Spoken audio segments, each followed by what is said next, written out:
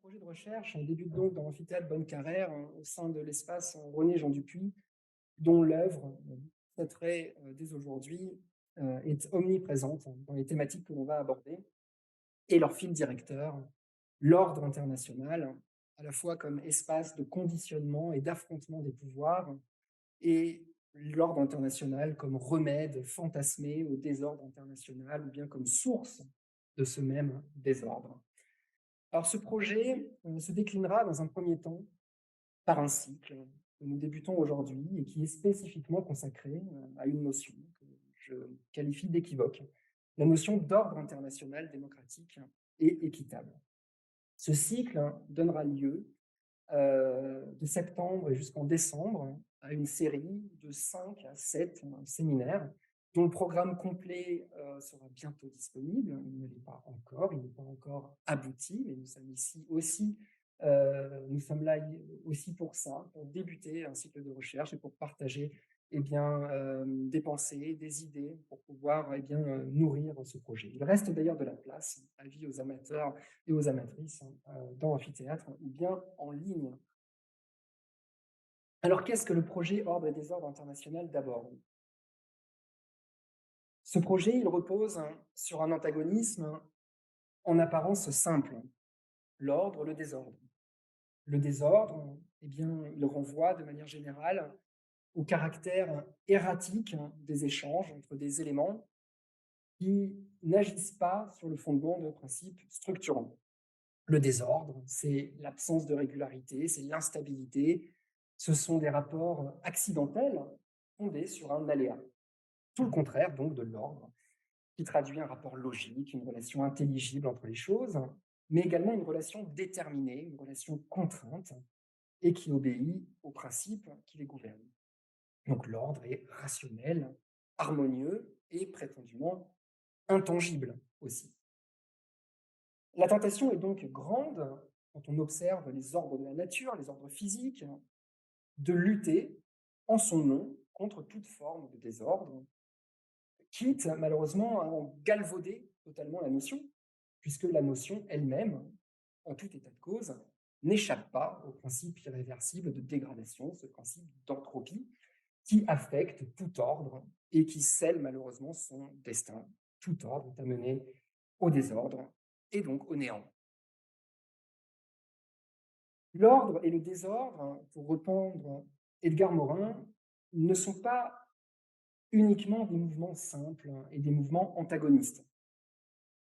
L'ordre et le désordre se retrouvent dans ce qu'il nomme une unité dialogique, c'est-à-dire, c'est pas si complexe, bien que le terme le soit souvent avec Edgar Morin, mais très, très clair à vrai dire. C'est une unité complexe dans laquelle deux logiques opposées se tolèrent, se nourrissent l'une de l'autre et se combattent. Et je remercie donc Edgar Morin d'avoir écrit sur l'ordre et le désordre sous un aspect qui ne m'est pas du tout familier, la sociologie, et qui pourtant résonne absolument lorsque l'on aborde l'ordre international. Et qui plus est dans un contexte de crise du multilatéralisme, qui n'est qu'un stigmate parmi plein d'autres phénomènes que l'on peut juger désordonnés par rapport à un prétendu ordre de référence qui pourtant n'en a jamais eu les attributs de régularité, de stabilité, de contrainte et de détermination. Par hypothèse, donc, remettre en cause aujourd'hui la vision jusqu'alors dominante d'un certain ordre international qui a été pensé par des États occidentaux puissants n'est pas nécessairement du tout un marqueur de désordre, bien que ça puisse en être un facteur.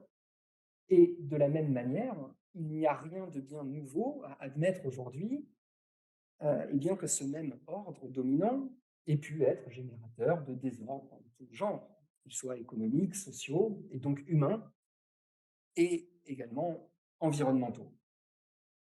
Donc cette hypothèse de départ, celle de l'unité dialogique entre l'ordre et le désordre, qui tantôt se tolèrent, se nourrissent l'un l'autre, se combattent, présente, à vrai dire, un certain attrait lorsqu'il s'agit d'étudier les formes de l'ordre international. Cette hypothèse permet de s'abstraire de préconceptions qui sont souvent trompeuses d'opposition qui, à vrai dire, sont dogmatiques, puisqu'elles ne questionnent pas ce qui fait l'ordre et ce qui provoque le désordre. Cette hypothèse de départ permettra, je l'espère encore, une recherche collective riche. En tout cas, je pense qu'il y a matière à. Encore faut-il en avoir les épaules, et c'est pour ça eh bien, qu'il faut être nombreux à ce titre pour pouvoir nourrir cette recherche. Alors, j'en viens au cœur de la présentation, qui n'est pas simplement de présenter le cycle ordre et désordre, mais qui est plus spécifiquement eh bien, euh, de vous présenter le cobaye, en quelque sorte, de cette recherche. Le cobaye de ce projet, de cette étude, c'est la notion d'ordre international démocratique et équitable. Je dirais OIDE parce que je pense que je vais être amené à répéter très souvent ce terme. OIDE, donc, ordre international démocratique et équitable, et qui fera donc l'objet de la suite de mes développements et constituera la matrice du cycle de séminaires à venir à l'automne. D'où vient cette notion équivoque? Elle apparaît dans les travaux de l'ancienne Commission des droits de l'homme de l'ONU en l'an 2000 et est inscrite la même année au nombre des travaux de la troisième commission de l'Assemblée générale des Nations unies, donc la commission sociale, humanitaire et culturelle, sous l'intitulé Promotion d'un ordre international et démocratique. Ces résolutions étaient initialement relativement courtes et les premières résolutions constituent en quelque sorte la matrice eh bien, de chaque résolution ultérieure, toujours un peu plus longue, toujours un peu plus détaillée et aux différences parfois subtiles, mais souvent parlantes. Ces résolutions n'ont jamais été adoptées, jamais sans vote. Elles n'ont jamais été adoptées par consensus. Un bloc de 50 à 56 États s'y oppose systématiquement et regroupe tous les membres, tous les États membres de l'OCDE et les alliés classiques des grands États occidentaux, comme certains micro-États insulaires du Pacifique sous influence américaine, par exemple, ou bien des États d'Europe centrale aux liens très étroits avec l'Union européenne, comme la Géorgie, l'Arménie ou l'Ukraine. De l'autre, on retrouve un bloc initial de 109 États en l'an 2000, passé à 130 en 2015, et léger infléchissement, puisqu'ils étaient plus que 122 en 2022. On y retrouve systématiquement l'ensemble du continent africain, l'ensemble des États d'Asie, à l'exclusion du Japon et de la Corée du Sud, et une partie seulement du continent américain, qui est très divisé et parfois également très versatile sur la question. Le Brésil, par exemple, de Lula, votait pour bien ces résolutions sur l'OIDE il y a 15 ans. Celui de Bolsonaro votait contre. Et le Brésil s'est abstenu en décembre 2022 dans la phase de passation de pouvoir. L'Argentine est dans une situation un petit peu similaire, à cet égal, tantôt pour, tantôt contre, tantôt en abstention. Il n'y a que le Mexique et le Pérou qui s'abstiennent continuellement. Alors, à ces résolutions annuelles de l'Assemblée générale des Nations unies, il faut y ajouter également depuis 2011 des travaux du Conseil des droits de l'homme de l'ONU. Depuis 2011, il existe un expert indépendant sur la promotion de l'OIDE, qui a été mis en place évidemment avec l'opposition des États membres du Conseil qui appartiennent au bloc occidental. Cet expert effectue des visites sur place et il établit des rapports thématiques annuels. Par exemple, en 2014, sur l'impact des dépenses militaires sur les possibilités d'avancer un ordre international juste, je cite. En 2015, sur l'impact des mécanismes de règlement des différends entre États et investisseurs sur l'ordre international démocratique et équitable. La même année, sur les effets négatifs des accords de commerce et d'investissement, toujours sur l'OIDE. Et en 2017, sur l'impact de la politique et de la pratique de la Banque mondiale et du FMI sur l'élaboration de l'OIDE. Vous voyez, on part quand même avec un certain biais dans les travaux qui concernent l'OIDE, biais qui nous intéresse et qu'il convient bien sûr d'étudier. Alors, qu'est-ce que c'est? Qu'est-ce que l'ordre international démocratique et équitable? Je vous propose de partir de la dernière résolution en date, que vous pouvez d'ailleurs ouvrir en ligne sur vos ordinateurs. C'est la résolution 77-215. Résolution 77-215, adoptée le 15 décembre 2022, résolution 77-215, et qui constitue le fil directeur de l'ensemble des travaux du cycle jusqu'au mois de décembre. Elle fait 8 pages et son contenu est relatif. On peut classer ce contenu en distinguant deux grandes catégories: des dispositions qui sont relatives à son objet, d'une part, et des dispositions qui concernent les moyens de mise en œuvre de cet objet. Alors, l'objet, d'une part, il est assez simple quand on lit la résolution à première lecture. C'est d'une part la promotion et la protection des droits de la personne humaine, contact, et d'autre part l'affirmation de l'interdépendance de la démocratie, du développement et du respect des droits de l'homme. Donc, double objet, promotion et protection des droits de la personne humaine et affirmation de l'interdépendance des concepts de démocratie, développement et respect des droits. Moyens, ensuite, au service de cet objet. Le premier, c'est la coopération internationale, comme fil directeur sur de très nombreux aspects. Ensuite, une architecture institutionnelle démocratique et équitable dans l'ordre international. Et enfin, une mondialisation équitable et profitable à tous. On peut ranger, en fait, l'ensemble des dispositions de ces résolutions, à mon sens, au sein de ce plan. Alors, cette matrice semble, à première vue, plutôt consensuelle, voire très consensuelle. Et à vrai dire, envisagé de la sorte, le projet d'OIDE est même un projet qui est totalement ancré dans la théorie constitutionnaliste de l'ordre international. Et même, à première vue, un constitutionnalisme qui est tout à fait conforme à ce que le juriste allemand Matthias Kuhn nomme la trinité constitutionnaliste, c'est-à-dire l'état de droit, les droits de l'homme et la démocratie, au service d'un ordre international dans lequel les OI et les États seraient comptables de leurs actes, et notamment de leurs actes qui portent atteinte aux droits de l'homme, au viol des normes de jurisprudence. Donc une constitution internationale avec un grand C. Mais en même temps, ce projet constitutionnaliste, centré autour de l'état de droit, de la démocratie, des droits de l'homme, est avant tout celui d'une pensée occidentale. Ce projet est utilisé pour justifier les sanctions unilatérales qui sont prises au nom de la défense des intérêts de la communauté internationale, ou bien pour justifier la conditionnalité du décaissement de aides financières à des réformes institutionnelles qui sont généralement tournées vers l'économie de marché et l'investissement privé dans le secteur public. Ce projet constitutionnaliste occidental favorise encore la participation aux travaux d'organisations internationales, de membres de la société civile, d'experts en tout genre, mais aussi d'entreprises privées, de fondations, dont les apports de fonds biaisent nécessairement leur rôle et affectent tout à fait cette soi-disant bonne pratique démocratique.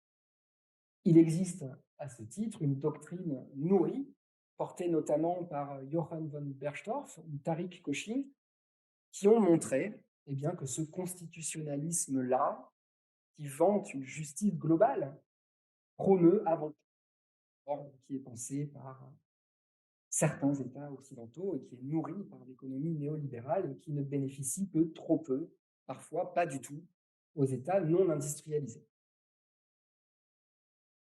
Vous l'aurez donc compris, ce n'est pas ce que revendiquent les États qui soutiennent cet ordre international démocratique et équitable. Et si c'était le cas, vous n'auriez pas 50 à 56 États occidentaux qui s'y opposent. Donc, si de constitutionnalisme il s'agit bien, et tout porte à croire que c'est le cas, c'est d'un modèle tout à fait différent. L'intérêt de promouvoir cette OIDE, eh bien, c'est justement de s'inscrire en opposition à un modèle dominant. Je reprends là les termes de la professeure Hilary Charlesworth, selon laquelle l'OIDE est un, je cite pardon, Code for Resistance by the Developing World Against Perceived Western Domination and Intervention. Un code de résistance, donc. Toute l'ingéniosité de ce code de résistance réside dans la reprise des codes occidentaux de l'ordre international. Le modèle est connu, les droits de l'homme, la coopération internationale, la démocratie, le multilatéralisme, la mondialisation, tout y est. Mais en leur attribuant une portée et même parfois un sens distinct, dans le but de faire d'autant plus ressortir combien le prétendu ordre qui est dénoncé est la source de désordre par rapport à un idéal universel galvaudé. Ça, c'est un premier niveau d'analyse possible. Donc, mesurer l'écart entre un ordre qui se voulait hégémonique, il ne l'est pas tant que ça, et un ordre de résistance, les deux se tolérant, se nourrissant l'un l'autre et se combattant. À mon sens, il y a un second niveau d'analyse possible derrière cette OIDE, puisque, en effet, derrière ce code de résistance, code d'ailleurs qu'Ann Peters décrypte comme un appel à développer une troisième vague de constitutionnalisme qui, justement, donnerait corps à ces revendications. Et bien, derrière ce code de résistance, il y a aussi le spectre de certains États influents qui, sous couvert de promouvoir cet ordre, et en particulier la Chine et la Russie, mais pas seulement, y voient un véhicule tout à fait convenable pour adopter un comportement qui n'est pas de résistance, mais qui est de confrontation. Non sans d'ailleurs récupération et parfois cynisme total. Par exemple, le 23 mars 2021, les deux ministres des Affaires étrangères de Chine et de Russie se réunissaient et rendaient publique une déclaration sur, je cite, « Certain aspects of global governance in modern conditions ». Cette déclaration reprend tous les codes de l'OIDE et appelle la communauté internationale à mettre de côté toutes leurs différences, à s'unir pour l'intérêt de la sécurité mondiale et pour contribuer à l'établissement d'un ordre mondial vraiment multipolaire et démocratique au service de la paix. Mais dans le détail, pourtant, cette déclaration du 23 mars 2021 appelait, je cite, les puissances globales qui réunissent les Permanent Five, les 5 membres du Conseil de sécurité des Nations Unies, mais pas seulement, également d'autres États, à se réunir au plus vite en dehors du cadre des Nations Unies, dans l'intérêt non pas de la paix et de la sécurité internationale, qui est le code onusien, d'accord, mais dans l'intérêt de la global stability, érigé donc comme un modèle alternatif. Il ne s'agit donc pas de réformer le système onusien, mais plutôt de l'englober au sein d'un système nouveau qui serait plus conforme au rapport de force de l'ordre mondial revendiqué. Eh bien, on ne retrouve pas du tout une telle démarche dans les résolutions onusiennes relatives à l'OIDE. Donc, ces déclarations de la Russie, de la Chine, nuisent certainement et déconsidèrent en partie les travaux relatifs à l'OIDE, puisque ce code de confrontation n'est pas uniquement sous-jacent et verbal dans ces déclarations, il y en a eu d'autres, mais il est également à l'œuvre, bien évidemment, d'accord, dans le contexte de l'invasion militaire de l'Ukraine par la Russie, ou bien, dans une autre mesure, bien sûr, lorsque la Chine intimide militairement Taïwan en survolant son territoire. Donc, au-delà de la posture tantôt cynique, tantôt de pure récupération de concepts, Ann Peters invite, dans un article récent qui a été publié dans le Chinese Journal of International Law, à prendre très au sérieux les possibles implications juridiques de ce langage alternatif qui, à mon sens, parasite le projet d'ordre international démocratique et équitable. Il s'agit là d'un second niveau d'analyse possible, c'est-à-dire cet écart entre un projet d'ordre international démocratique et équitable et la manière dont il est peut-être galvaudé par certains comme un véhicule adéquat pour avoir ses propres intérêts personnels. Alors, arrivé à ce stade, et après ces considérations générales qui donnent un peu le ton des recherches envisagées, je vais développer rapidement et dans les grandes lignes ces traits saillants justement de l'ordre international démocratique et équitable et qui, vous l'aurez compris, ont vocation donc à être développés en détail et avec expertise par les intervenants de l'automne. Je vous rappelle que la liste est ouverte et qu'elle n'est pas euh, définitive et que vous êtes toutes et tous tout à fait invités à revenir vers moi en ce sens. Promotion d'un objet donc, et d'une part, promotion des droits de la personne humaine. Chaque résolution met à l'honneur la promotion des droits de la personne humaine. L'ordre international démocratique et équitable doit, je cite, vous pouvez le retrouver dans la résolution, favoriser la pleine réalisation de tous les droits humains pour tous. Et à cette fin, chacun, c'est le terme employé, chacun, peut prétendre à un ordre international démocratique et équitable. Alors, à vrai dire, il ne fait aucun doute que l'humain constitue de toute façon, a priori, le but ultime de toute structure personnifiée et artificielle, donc une OI et l'État, bien sûr. Mais ceci étant, qu'est-ce qu'il faut comprendre derrière ce chacun et ce tous? Est-ce que l'IDE entend promouvoir un ordre au-delà de l'État, pour reprendre les termes de Samantha Besson dans sa leçon inaugurale au Collège de France en décembre 2020. Un ordre international, donc, dans lequel les individus seraient des acteurs, des sujets de l'ordre international qui seraient mis sur le même plan que les États ou les OI. En l'occurrence, pas du tout. Et la promotion des droits de la personne humaine, dans ces résolutions, vous le constaterez par vous-même, se fait avant tout au travers de droits de solidarité dont les individus ne sont pas titulaires, et donc pas du tout au travers de droits individuels qui seraient opposables aux États ou aux organisations internationales dans l'ordre international. Alors il en va du droit au développement, du droit de vivre dans la paix et la liberté, le droit de participer sur un pied d'égalité et sans discrimination à la vie économique, sociale, culturelle, civile et politique. En ce sens, l'OIDE fait écho à beaucoup d'autres résolutions, notamment la résolution 77-216, celle sur la promotion de la paix comme condition essentielle du plein exercice par tous de tous les droits humains, et qui a adopté par exactement le même nombre d'États, un petit peu plus, 131 pour, 53 contre, une abstention.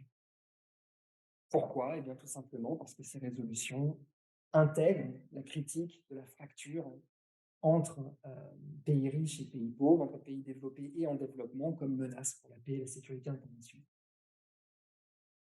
Il y a donc des ambiguïtés, bien sûr, quant au réel propriétaire de ces droits, ainsi que du message qui est vraiment véhiculé par la promotion des droits humains. On navigue toujours entre les droits des individus et les droits des États, par analogie. Par exemple, dans le préambule, on retrouve cette formule équivoque: l'égalité des droits des hommes et des femmes, ainsi que des nations grandes et petites.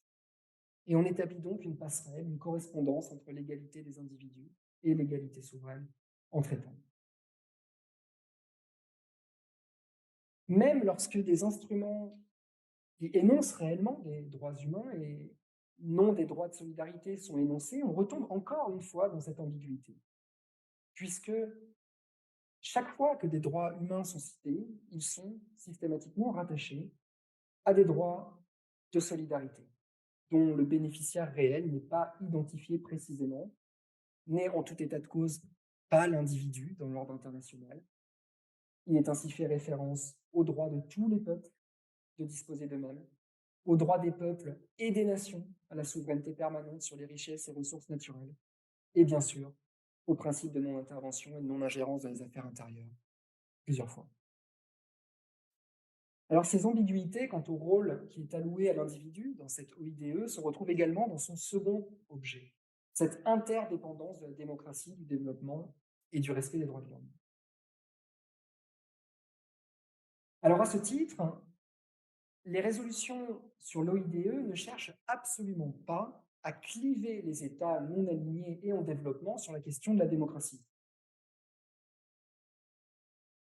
L'OIDE ne s'intéresse que très marginalement à la notion de démocratie dans l'ordre interne. Il ne s'agit pas du tout de promouvoir des standards démocratiques précis dans les ordres juridiques internes, mais elles, relativement vagues. Alors pourquoi? Eh bien tout simplement parce que les Nations Unies, à partir des années 90, sont allées dans ce sens-là, celui de la promotion de la gouvernance démocratique, libérale, comme modèle sans alternative, à vrai dire, dont le droit à des élections libres est le fondement même. Et de ce point de vue, les années 90 constituent un tournant en ce qui concerne la neutralité du droit international vis-à-vis de l'organisation interne des États. Il ne s'agit, à partir des années 90, plus d'organiser la coexistence d'États aux idéologies tout à fait opposées, mais bien de tenter d'harmoniser le système politique interne au travers de ce droit à la gouvernance démocratique. En ce sens, l'exemple le plus patent, c'est bien sûr l'agenda pour la démocratisation prôné par Boutros-Boutros-Ghali en 1995 et 1996, qui en est l'archétype. Les rapports de 95 et de 96 visent la culture démocratique par les partis politiques, par les institutions, par l'assistance électorale aux États. Le rapport de 95, d'ailleurs, va très loin en évoquant même le type d'aide que l'ONU doit pouvoir apporter en matière de création de structures gouvernementales démocratiques, en matière même de décentralisation des fonctions gouvernementales, et bien sûr également en matière de gestion du secteur public et d'ouverture à la libéralisation. Le tout intervient dans le contexte des politiques d'ajustement structurel du FMI et de la Banque mondiale, ce que d'ailleurs les rapports de Boutros-Boutros-Ghali relèvent en des termes très positifs, d'accord, en faisant d'ailleurs une passerelle directe et souhaitable entre, d'une part, la transition d'une économie dirigée à une économie de marché, et d'autre part, l'assistance technique qui est apportée aux pays d'Europe orientale et d'Asie pour la démocratisation des institutions. Cela a été parfaitement mis en lumière, les propos que je vous tiens, par Stefan Otter dans sa contribution dans l'ouvrage qui vient de sortir, Democracy and Sovereignty, sur la légitimité du droit international public.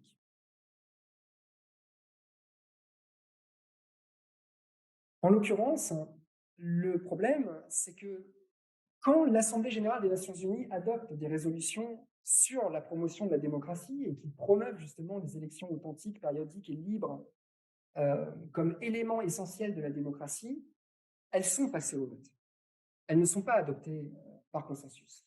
Et elles ne recueillent pas l'assentiment d'une quinzaine d'États, notamment de la Chine, de l'Arabie saoudite, du Venezuela ou du Myanmar. Donc une partie très restreinte, entendons-nous bien, à peine 10-15% des États qui souscrivent à l'OIDE. Mais voilà, c'est déjà trop. Et les résolutions relatives à l'OIDE ne cherchent pas à aller sur ce terrain-là. Et il est d'ailleurs patent que ces résolutions sur l'OIDE ne font même pas état de la position classique de l'Assemblée générale des Nations unies selon laquelle, je cite, « il n'existe pas un modèle unique de démocratie ». On ne le retrouve même pas. On ne s'intéresse pas à la démocratie dans l'ordre interne, mais uniquement à la démocratie dans l'ordre international. Le chemin est celui bien, de la Conférence mondiale de Vienne sur les droits de l'homme de 1993, qui est repris in extenso dans toutes les résolutions sur l'OIDE.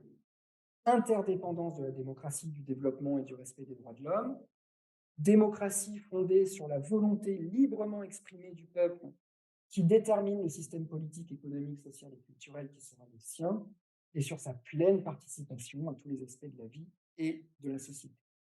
Je cite encore, cela posé, la promotion et la protection des droits de l'homme et des libertés fondamentales au niveau national et international devraient être universelles et se réaliser sans l'imposition d'aucune condition. Il est là le message démocratique véhiculé par ces résolutions sur l'OID.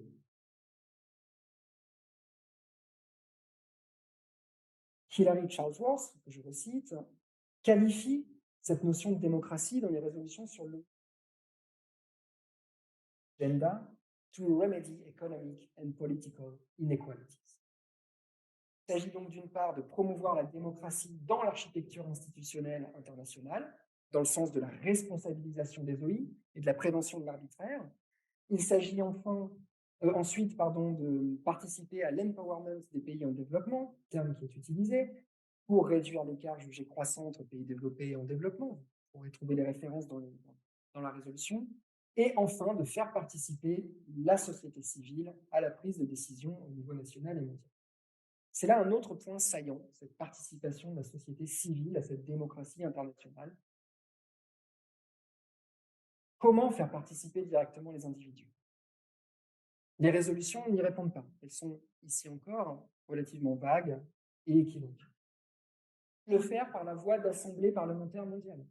Les projets existent, mais il n'est fait aucune référence à ces assemblées parlementaires mondiales. Faut-il le faire, par ailleurs, par la voie de la participation d'organisations dites de la société civile, avec malheureusement tous les risques que cela implique en termes de représentativité, en termes d'intérêts sous-jacents, et donc, bien sûr, de lobbying mal contrôlé. Ce point, d'ailleurs, rejoint tout à fait les travaux de Samantha Besson de nos collèges de France l'an passé sur le droit international face à la distinction publique-privée, qui évoquait le risque d'une désinstitution du droit international par l'intermédiaire de cette hybridation des modes d'élaboration du droit, voire parfois, purement et simplement, de leur privatisation. À l'évidence également inéquivoque quant à cette participation de la société civile. Sachez qu'en l'occurrence, un colloque passionnant se profile à ce titre au Collège de France les 22 et 23 juin prochains. Vous pouvez retrouver les informations sur le site du Collège de France dans le cadre de la chaire de droit des institutions internationales de Samantha Besson.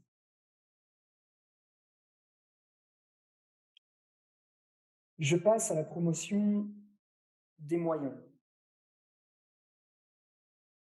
Si vous allez au paragraphe 6, vous verrez bien que la résolution énumère une liste d'éléments dont la réalisation, je cite, est exigée pour la réalisation d'un ordre international démocratique et équitable.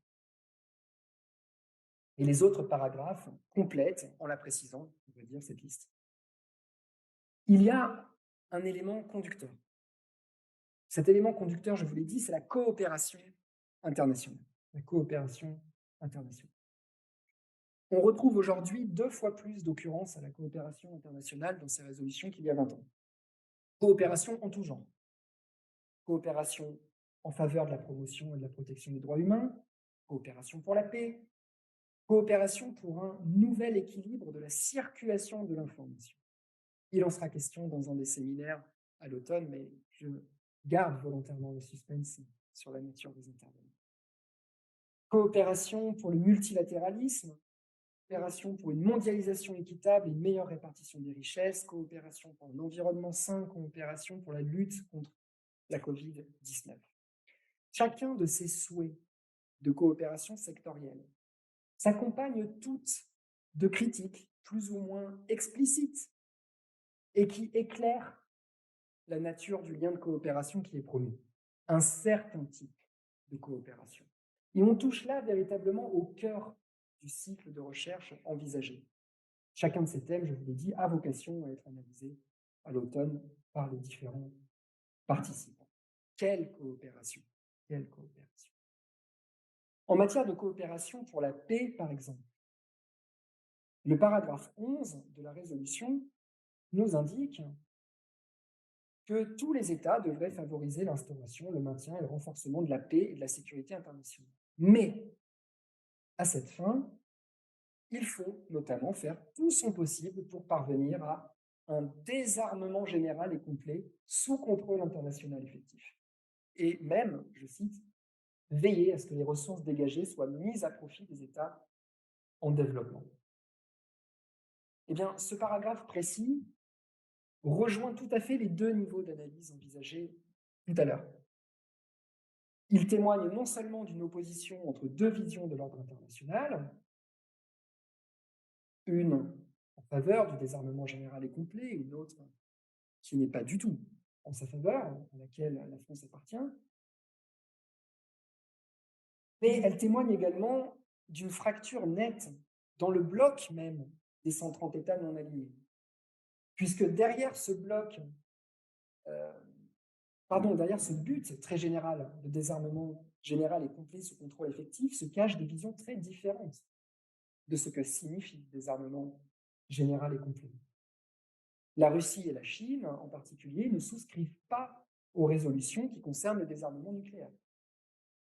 Et donc, on retrouve un rapport de force dans les résolutions de l'Assemblée générale sur le désarmement nucléaire, ou bien sûr la promotion du multilatéralisme dans le domaine du désarmement et de la non-prolifération, des équilibres de vote qui sont encore tout à fait différents de ceux des résolutions sur l'ordre international démocratique et équitable. En ce qui concerne encore la coopération pour la paix, et cela rejoint encore ce deuxième niveau d'analyse, on ne peut évidemment pas évoquer les résolutions sur l'OIDE, et en particulier celle de 2022, sans évoquer la guerre en Ukraine, à laquelle, bien sûr, il n'est fait aucune référence dans la résolution 77 de 2015. À ce titre, il convient de noter que 630 États environ s'accordent sur l'OIDE, ça ne veut absolument pas dire que 130 États se rangent derrière la Russie. Tout le contraire. Une résolution adoptée en session extraordinaire, 11.4 du 12 octobre 2022, qui est relative à l'intégrité territoriale de l'Ukraine, condamne les référendums illégaux d'autodétermination et n'a été rejetée que par bien loin, très loin des 122 qui se rangent derrière les résolutions sur l'OIDE. 5 rejets, 35 abstentions et 143 États. Cercles donc sont tout à fait distincts.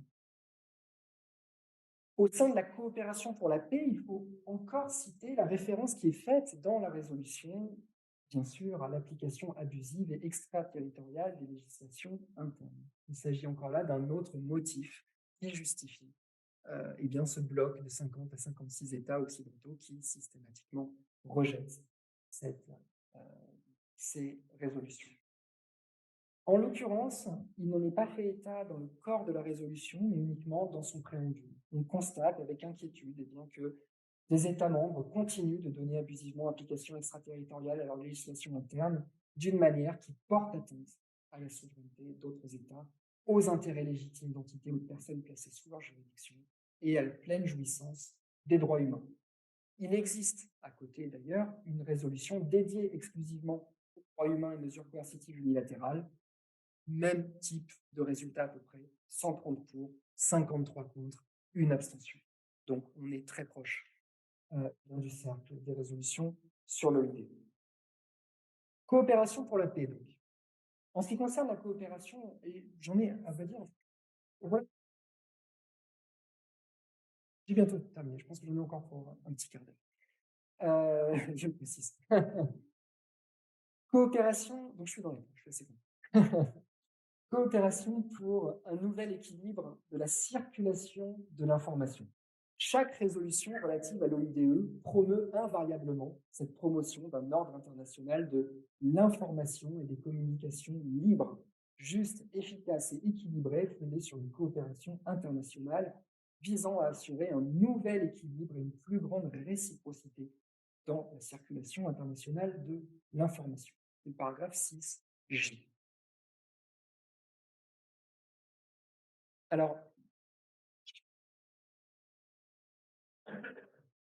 l'émergence de contreflux informationnels n'est pas nouvelle et a été traitée en doctrine depuis les années 90.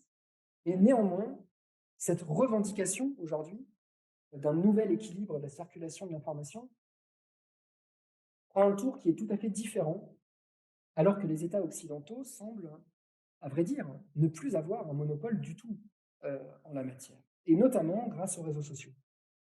Et cette évolution, d'ailleurs, de ce rapport de force en matière de circulation de l'information, donc en somme, eh bien, la manière dont les informations sont traitées, le fait qu'on considère l'actualité internationale comme étant une actualité essentiellement occidentale, en fait, eh bien, des faits divers américains comme étant de l'actualité internationale, alors qu'en soi, ce n'en est pas.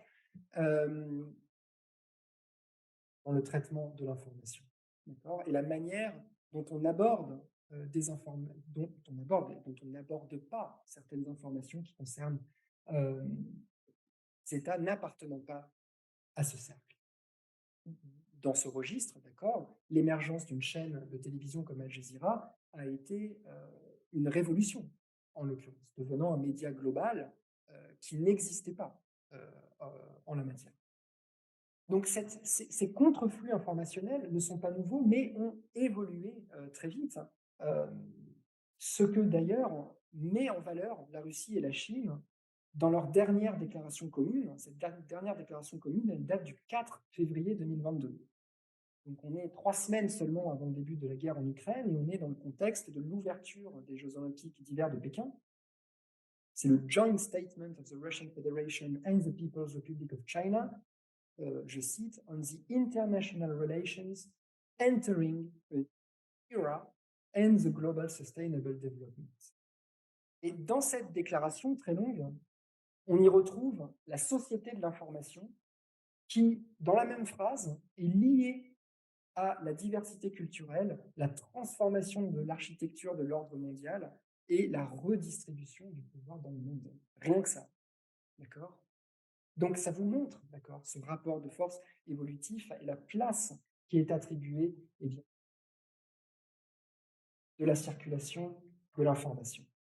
C'est à cette aune eh bien, que la revendication de réciprocité, d'équilibre et d'égalité dans la circulation de l'information masque parfois, à vrai dire, un véritable conflit informationnel, un conflit ouvert, dont les réseaux sociaux sont le principal vecteur et montrent peut-être qu'il n'existe aujourd'hui plus aucun ordre international de l'information. Il s'agit là aussi d'une piste, à mon sens, déterminante d'étude de l'ordre international démocratique et équitable. J'en viens brièvement à la coopération pour le multilatéralisme. Cette promotion du multilatéralisme, elle est relativement récente, puisqu'il n'en était pas question en l'an 2000 dans les premières résolutions. D'accord. Cette dimension était tout à fait absente. Aujourd'hui, elle est omniprésente. Il faut, même d'ailleurs quand le terme n'est pas utilisé, puisque je crois qu'il n'est utilisé que 4 ou 5 fois dans la résolution. Dès le préambule, il faut réformer les institutions financières internationales, ça ce n'est pas nouveau, permettre à un plus grand nombre de pays en développement de participer plus largement à la prise de décisions à l'échelle internationale, rendre le système financier plus transparent et ouvert. On retrouve plus loin, au paragraphe 6e, le droit à un ordre économique international fondé sur, je cite, l'égale participation à la prise de décision. Plus loin, la promotion et la consolidation d'institutions internationales transparentes, justes et comptables de leurs actes dans tous les secteurs de coopération. A donc de plaider pour l'intégration de l'état de droit au sens de la rule of law internationale, et pas seulement sur le plan institutionnel, c'est-à-dire une plus juste répartition entre les pouvoirs des organes, et notamment entre les organes restreints, oligarchiques d'une certaine manière, et les organes pléniers. Non, non, il s'agit également de plaider pour l'intégration de la rule of law sur le plan de l'intégration des droits de l'homme au nombre des boucliers contre les effets négatifs de l'action des organisations internationales. Il n'est pas tant qu'on retrouve bien sûr dans les États qui soutiennent l'OIDE, Haïti par exemple, qui en sait quelque chose. En ce qui concerne par exemple l'épidémie de choléra qui a sévi en 2010-2011. On y retrouve encore bien sûr la Centrafrique, où les crimes sexuels qui ont pu y être accomplis, notamment par des membres d'opérations de maintien de la paix, ont été plus importants qu'ailleurs. Et il faut y ajouter, bien évidemment, l'ensemble des effets négatifs des différents projets d'institutions de Bretton Woods qui ont causé des déplacements forcés euh, et les effets négatifs des politiques d'ajustement structurel qui ont pu aboutir à réduire les subventions agricoles ou énergétiques, ou bien à conclure à tout va des partenariats publics-privés qui, finalement, quand on les analyse une dizaine d'années après, se retrouvent tout à fait contre-productifs euh, pour les usagers du service public et même pour les États, puisque ça les endette plus que ça ne les aide. Je termine par mon dernier point sur la coopération pour une mondialisation équitable et profitable à tous. Et il y a là beaucoup de choses à dire. La thématique était déjà présente il y a 20 ans, mais son contenu était nettement moins détaillé. Et cela, perspective d'analyse très intéressante. En l'occurrence, les résolutions d'aujourd'hui reposent dès le préambule sur la notion de responsabilité partagée dont l'exercice devrait être multilatéral. On retrouve cette logique de responsabilité partagée, notamment d'ailleurs dans le passage des objectifs du millénaire pour le développement en l'an 2000 aux objectifs de développement durable en 2015. Cette responsabilité partagée, c'est aussi, bien sûr, la logique qu'il y a derrière le fameux NOAI, d'accord, le nouvel ordre économique international qui était promu par la CNUSED au milieu des années 70, dont la référence avait presque disparu des travaux de l'Assemblée générale des Nations unies et que l'on retrouve dans chaque résolution de l'ordre international démocratique et équitable. Chacune des résolutions fait référence euh, au NOAI en réaffirmant au paragraphe 13 qu'il faut continuer d'œuvrer d'urgence à l'avènement d'un nouvel ordre économique international. Alors cette coopération pour la mondialisation équitable, on la retrouve aussi au paragraphe 3, si je ne m'abuse, en lien avec les travaux de la conférence de Durban, euh, euh, mettons Durban, de 2001, conférence de Durban contre le racisme, la discrimination raciale, la xénophobie et l'intolérance. On dresse donc une passerelle systématique que l'on retrouve à partir de 2004 dans une résolution sur l'OIDE entre, d'une part, l'inégale répartition des richesses dans le monde et la lutte contre le racisme, la discrimination raciale et la xénophobie. C'est aujourd'hui un aspect structurant de l'ordre international démocratique et équitable. De manière très intéressante aussi, les résolutions affichent un biais politique qui est très clair et qui ressort notamment du paragraphe 17 de la dernière résolution en date, qui est une remarque en forme de critique très, comment dirais-je, pas virulente, mais piquante, une critique piquante. Le paragraphe 17 est ainsi rédigé. Affirme qu'il ne suffira pas de déréglementer les échanges commerciaux, les marchés et les services financiers pour parvenir à l'ordre international démocratique et équitable envisagé par la Charte des Nations Unies. C'est assez cynique, d'accord. Derrière ce affirme qu'il ne suffira pas de déréglementer les échanges commerciaux, les marchés et les services financiers, certains États, bien sûr, cherchent à faire passer le message inverse. Ce n'est pas qu'il ne suffira pas, c'est qu'il ne convient plus, bien sûr, de déréglementer les échanges commerciaux, les marchés et les services financiers pour parvenir à cet ordre international démocratique et équitable. Il s'agit là d'une critique qui est constante depuis la fin de la Seconde Guerre mondiale de la part des États à économie planifiée et qu'il a été encore plus, bien évidemment, depuis la décolonisation. Cette critique, elle fait écho aux tensions entre un ordre économique néolibéral et un NOAI qui était déjà latente dès la fin des années 50, lorsque le GATT a commencé à être confronté aux États nouvellement décolonisés. Le GATT doit intégrer à ce moment-là la question des États en développement dans le cadre de ses travaux. Et c'est à ce moment-là qu'est publié le fameux rapport Haberler, rédigé par un groupe d'économistes qui appartiennent tous à la Société du Mont Pèlerin et donc à l'école de Chicago, et qui s'intitule Trends in International Trade. Il s'agit de prendre en compte, oui, bien sûr, les États en développement, mais pour tout de suite, à la base, si vous voulez, empêcher de faire entendre une voix alternative non alignée qui prendrait la différenciation. La différenciation, et notamment à l'époque la réforme agraire. Le rapport à Berler est une réponse. Il s'agit d'intégrer la question du développement dans l'agenda du GATT, oui, mais au sein du giron libre-échangiste. En l'occurrence, ce rapport prône l'investissement étranger privé direct dans ces pays, développement d'une agriculture industrielle qui est tournée exclusivement à l'exportation et bien sûr sans réforme agraire, et le développement du secteur minier. Ce rapport, il est symptomatique d'un âge d'or du mariage entre le néolibéralisme et la dictature dans différents pays sud-américains, par exemple, dans les années notamment 70-80. Ces tensions palpables dans les années 70 et 80 entre cet ordre économique néolibéral et ce Noël vont être à l'origine de différentes crises multilatérales qui seront parfois provoquées d'ailleurs par les États occidentaux. Par exemple, au sein de l'OIT, avec le fait que se retire pendant quelques années de l'OIT en 1975, la jugeant trop politique, et que le Royaume-Uni d'ailleurs menace de faire d'autant sous Thatcher.